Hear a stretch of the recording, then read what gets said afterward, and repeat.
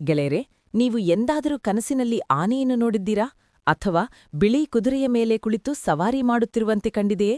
ಹಾಗಿದ್ದರೆ ಅಭಿನಂದನೆಗಳು, ನೀವು ಶೀಘ್ರದಲ್ಲೇ ಶ್ರೀಮಂತರಾಗಲಿದ್ದೀರಿ ಎಂದರ್ಥ. ಹೌದು, ನಾವು ಕಾಣುವ ಪ್ರತಿಯೊಂದು ಕನಸಿಗೂ ಒಂದೊಂದು ಅರ್ಥವಿರುತ್ತದೆ.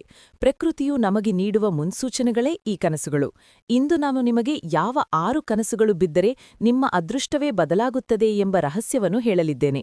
ಈ ವಿಡಿಯೋವನ್ನು ಕೊನೆಯವರೆಗೂ ನೋಡಿ, ಏಕೆಂದರೆ ಕೊನೆಯಲ್ಲಿ ಹೇಳುವ ಮಾವು ಮತ್ತು ದೇವಾಲಯದ ರಹಸ್ಯ ನಿಮ್ಮ ಜೀವನವನ್ನೇ ಬದಲಾಯಿಸಬಹುದು. ರಾತ್ರಿ ಮಲಗಿದಾಗ ನಮಗೆ ಬೀಳುವ ಕನಸುಗಳು ಕೇವಲ ಮೆದುಳಿನ ಆಟವೋ ಅಥವಾ ಭವಿಷ್ಯದ ಕನ್ನಡಿಯೋ? ವಿಶ್ವದ ದೊಡ್ಡ ದೊಡ್ಡ ಶ್ರೀಮಂತರು ತಮ್ಮ ಯಶಸ್ಸಿನ ಹಿಂದೆ ಇಂತಹ ಅದೃಶ್ಯ ಸಂಕೇತಗಳಿದ್ದವು ಎಂದು ಒಪ್ಪಿಕೊಂಡಿದ್ದಾರೆ. ಇಂದು ನಾವು ಚರ್ಚಿಸುತ್ತಿರುವುದು ಜೀತ್ ಮೀಡಿಯಾ ನೆಟ್ವರ್ಕ್ನಲ್ಲಿ ಪ್ರಸಾರವಾದ ಆ ವಿಶಿಷ್ಟ ಮಾಹಿತಿಯ ಬಗ್ಗೆ. ನಿಮಗೆ ಪದೇ ಪದೇ ಈ 6 ಕನಸುಗಳು ಬೀಳುತ್ತಿದ್ದರೆ ನಿಮ್ಮ ಬಡತನದ ದಿನಗಳು ಮುಗಿದಿವೆ ಎಂದೇ ಅರ್ಥ. ಕನಸು ಎಂಬುದು ಕೇವಲ ಭ್ರಮೆಯಲ್ಲ, ಅದು ನಮ್ಮ ಉಪಪ್ರಜ್ಞೆ ಮನಸ್ಸು ಮತ್ತು ಈ ಬ್ರಹ್ಮಾಂಡದ ನಡುವಿನ ಸಂವಹನ. ಜ್ಯೋತಿಷ್ಯಶಾಸ್ತ್ರ ಮತ್ತು ಸ್ವಪ್ನಶಾಸ್ತ್ರದ ಪ್ರಕಾರ ನಾವು ಕಾಣುವ ಕೆಲವು ದೃಶ್ಯಗಳು ನಮಗೆ ಬರಲಿರುವ ಕಷ್ಟ ಅಥವಾ ಸುಖದ ಬಗ್ಗೆ ಮುನ್ಸೂಚನೆ ನೀಡುತ್ತವೆ. ವಿಶೇಷವಾಗಿ ಆರ್ಥಿಕ ಲಾಭದ ಬಗ್ಗೆ ಕೆಲವು ಕನಸುಗಳು ಸ್ಪಷ್ಟವಾಗಿ ಸೂಚಿಸುತ್ತವೆ. ಬನ್ನಿ, ಅವು ಯಾವುವು ಎಂದು ತಿಳಿಯೋಣ. ನಮ್ಮ ಪಟ್ಟಿಯಲ್ಲಿ ಮೊದಲನೆಯದು ನೀರು. ಕನಸಿನಲ್ಲಿ ನೀವು ಸ್ವಚ್ಛವಾದ ಹರಿಯುವ ನೀರನ್ನು ನೋಡಿದರೆ ಅಥವಾ ನೀರಿನ ಮಧ್ಯೆ ಇರುವಂತೆ ಕಂಡರೆ ಅದನ್ನು ಅಪಾರ ಪ್ರಮಾಣದ ಸಂಪತ್ತಿನ ಸಂಕೇತ ಎಂದು ಕರೆಯಲಾಗುತ್ತದೆ. ನೀರು ಜೀವನದ ಮೂಲ. ಕನಸಿನಲ್ಲಿ ನೀರು ಸಮೃದ್ಧವಾಗಿ ಕಂಡರೆ ನಿಮ್ಮ ಮನೆಯತ್ತ ಹಣದ ಹರಿವು ಹೆಚ್ಚಾಗಲಿದೆ ಮತ್ತು ನಿಮ್ಮ ಸಾಲದ ಸಮಸ್ಯೆಗಳು ಬಗೆಹರಿಯಲಿವೆ ಎಂದು ಬರೆದಿಟ್ಟುಕೊಳ್ಳಿ. ಕನಸಿನಲ್ಲಿ ನೀರು ಕಾಣುವುದು ಎಂದರೆ ಅದು ಭಾವನೆಗಳು ಮತ್ತು ಸಂಪತ್ತಿನ ಹರಿವು. ನದಿಯ ಹರಿವು. ನಿಮ್ಮ ಜೀವನದಲ್ಲಿ ಹಣದ ಹರಿವು ನಿರಂತರವಾಗಿರಲಿದೆ. ಸಮುದ್ರ. ಅಪಾರ ಪ್ರಮಾಣದ ಆಸ್ತಿ ನಿಮ್ಮದಾಗಲಿದೆ. ಮಳೆ. ದೈವಿಕ ಆಶೀರ್ವಾದ ನಿಮ್ಮ ಮೇಲಿದೆ. ವಿಶೇಷ ಸೂಚನೆ: ನೀರು ಸ್ವಚ್ಛವಾಗಿದ್ದರೆ ಮಾತ್ರ ಅದು ಸಂಪತ್ತಿನ ಸಂಕೇತ. ಕಲಕಿದ ನೀರು ಮಾನಸಿಕ ಗೊಂದಲವನ್ನು ಸೂಚಿಸುತ್ತದೆ. ಎರಡನೇ ಸಂಕೇತ: ಆನೆಯ ದರ್ಶನ. ಆನೆ ಎಂದರೆ ಐಶ್ವರ್ಯದ ಸಂಕೇತ. ಕನಸಿನಲ್ಲಿ ನೀವು ಆನೆಯನ್ನು ನೋಡಿದರೆ ಅಥವಾ ಆನೆ ನಿಮ್ಮನ್ನು ಬೆನ್ನಟ್ಟಿಕೊಂಡು ಬರುತ್ತಿರುವಂತೆ ಕಂಡರೆ ಹೆದರಬೇಡಿ. ಇದು ಅತ್ಯಂತ ಶುಭ ಶಕುನ. ಆನೆ ಸವಾರಿ ಮಾಡುತ್ತಿರುವಂತೆ ಕಂಡರೆ ರಾಜಯೋಗ ಲಭಿಸುತ್ತದೆ.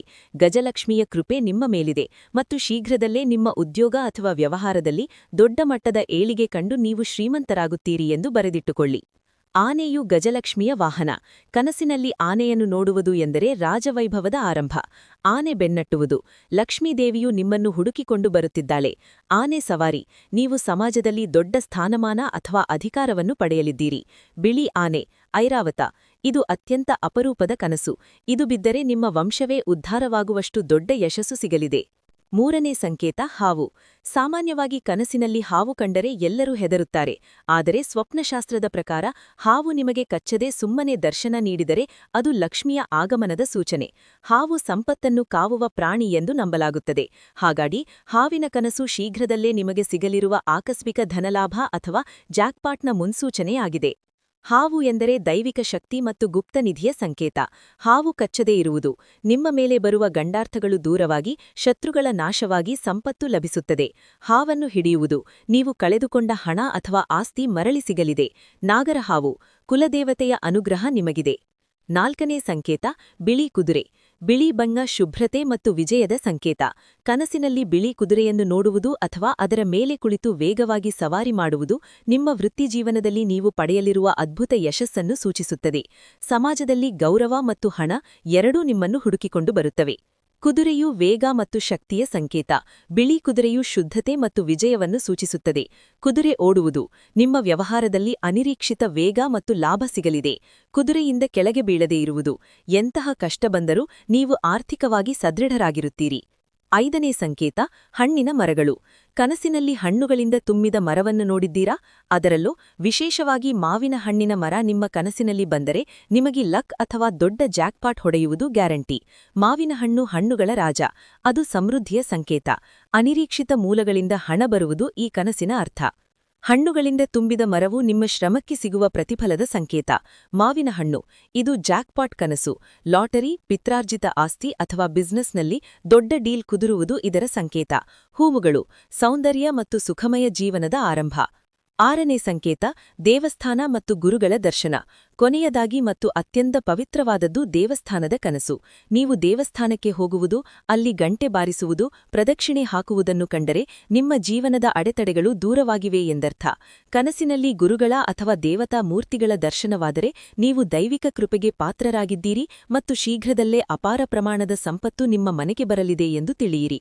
ಇದು ಕೇವಲ ಆರ್ಥಿಕವಲ್ಲ, ಮಾನಸಿಕ ಶಾಂತಿಯನ್ನು ನೀಡುವ ಕನಸು. ದೇವಸ್ಥಾನದ ಗಂಟೆ, ಶುಭವಾರ್ತೆಗಳು ಕೇಳಿಬರುತ್ತವೆ. ಗುರುಗಳ ದರ್ಶನ, ನಿಮಗೆ ಸರಿಯಾದ ಮಾರ್ಗದರ್ಶನ ಸಿಗಲಿದೆ. ಇದರಿಂದ ನಿಮ್ಮ ಹೂಡಿಕೆಗಳು ಸಫಲವಾಗುತ್ತವೆ. ಕೇವಲ ಕನಸು ಕಂಡರೆ ಸಾಕಾ, ಕೆಲಸ ಮಾಡಬೇಕಿಲ್ಲವೇ ಎಂಬ ಪ್ರಶ್ನೆ ಮೂಡಬಹುದು. ಇದಕ್ಕೆ ಉತ್ತರ ಸರಳ. ಕನಸುಗಳು ನಿಮ್ಮಲ್ಲಿ ಆತ್ಮವಿಶ್ವಾಸ, ಕಾನ್ಫಿಡೆನ್ಸ್ ತುಂಬುತ್ತವೆ. ನೀವು ಶ್ರೀಮಂತರಾಗುತ್ತೀರಿ ಎಂಬ ಬಲವಾದ ನಂಬಿಕೆ ಮೂಡಿದಾಗ ನಿಮ್ಮ ಕೆಲಸದಲ್ಲಿ ಉತ್ಸಾಹ ಹೆಚ್ಚಾಗುತ್ತದೆ. ಆ ಉತ್ಸಾಹವೇ ನಿಮ್ಮನ್ನು ಯಶಸ್ಸಿನ ಶಿಖರಕ್ಕೆ ಏರಿಸುತ್ತದೆ. ವೀಕ್ಷಕರೇ, ಇವೆಲ್ಲವೂ ಕೇವಲ ಭ್ರಮೆಯಲ್ಲ, ಪ್ರಕೃತಿಯು ನಮಗೆ ನೀಡುವ ಸಂಕೇತಗಳು. ಆದರೆ ನೆನಪಿರಿ, ಕನಸುಗಳ ಜೊತೆಗೆ ನಿಮ್ಮ ಕಠಿಣ ಪರಿಶ್ರಮವೂ ಮುಖ್ಯ. ಈ ವಿಡಿಯೋ ನಿಮಗೆ ಇಷ್ಟವಾದಲ್ಲಿ ಲೈಕ್ ಮಾಡಿ, ನಿಮ್ಮ ಗೆಳೆಯರೊಂದಿಗೆ ಹಂಚಿಕೊಳ್ಳಿ. ನಿಮಗೆ ಇತ್ತೀಚೆಗೆ ಯಾವ ಕನಸು ಬಿದ್ದಿತ್ತು, ಕಮೆಂಟ್ ಬಾಕ್ಸ್ನಲ್ಲಿ ನಮಗೆ ತಿಳಿಸಿ.